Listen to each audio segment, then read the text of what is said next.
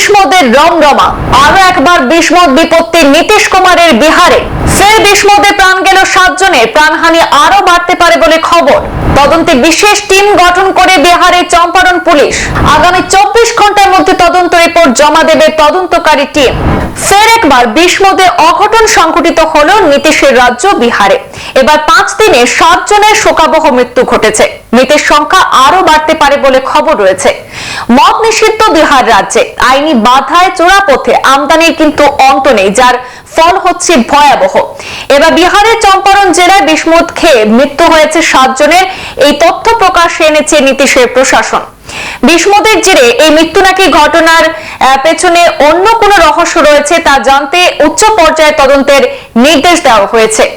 সম্প্রতি বিহারের পশ্চিম চম্পারণের লাউরিয়া থানা এলাকায় শোকাবহ বিষমদের ঘটনাটি ঘটেছে। বিগত 15 জানুয়ারি সেখানে বিষমদের কারণে প্রথম মৃত্যুর খবর প্রকাশ্যে আসে। তারপর একে একে মৃত্যু হয় আরো 6 জনের। মৃতের সংখ্যা আরো বাড়তে পারে বলে আশঙ্কা করছেন স্থানীয়রা। সেখানকার পুলিশ সুপার সূর্য সুমন সংবাদ সংস্থাকে ঘটনাটি নিশ্চিত করে পুলিশি তদন্ত শুরু হয়েছে বলে জানিয়েছেন। পুলিশের অনুমান, যারা বিষমদ খেয়ে প্রাণহানি ঘটেছে তাদের মধ্যে 2 জনের মৃত্যু অন্য কারণেও হলেও হতে পারে। তবে স্থানীয়দের অভিযোগের পরেই শুরু হয় তদন্ত। বিশেষ দল গঠন করে তদন্তে নেমেছে পুলিশ। আগামী 24 ঘন্টার মধ্যে তদন্ত রিপোর্ট জমা দেবে সেই তদন্তকারী দল।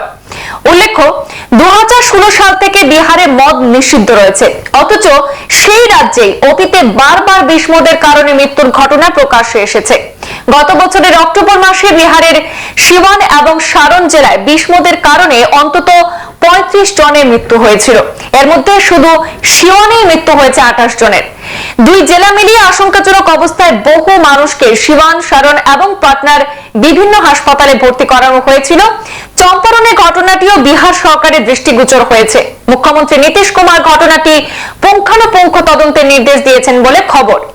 সিওয়ান এবং সারনের ঘটনার পর একইভাবে রাজ্য পুলিশের ডিজি অলোক রাজের তত্ত্বাবধানে 2টি বিশেষ তদন্তকারী দল গঠন করে 21 জনকে গ্রেপ্তার করেছিল পুলিশ। বিষয়টি নিয়ে তৎকালীন সময় রাজ্য রাজনীতির মহলও বেশ সরগরম হয়ে উঠেছিল। বিরোধীরা সেই ঘটনার জন্য মুখ্যমন্ত্রী নীতিশ কুমারকে দায়ী করেছিলেন। আরজেডি নেতা তেজস্বী যাদব বলেছিলেন এটি গণহত্যা। মদ নিষেধাজ্ঞায় বিহার পুরোপুরি ব্যর্থ। এর দায় নীতিশ কুমারের সরকারের বলেও মন্তব্য করেছিলেন তিনি। আর সেই ঘটনার মাস কয়েকের মধ্যে ফের বিষমদে মৃত্যুর ঘটনায় আরো একবার অস্বস্তিতে পড়েছে বিহারের সরকার এবং প্রশাসন। সংবাদ এই পর্যন্তই। ফিরছি পরবর্তী অন্যান্য আপডেট নিয়ে। ধন্যবাদ।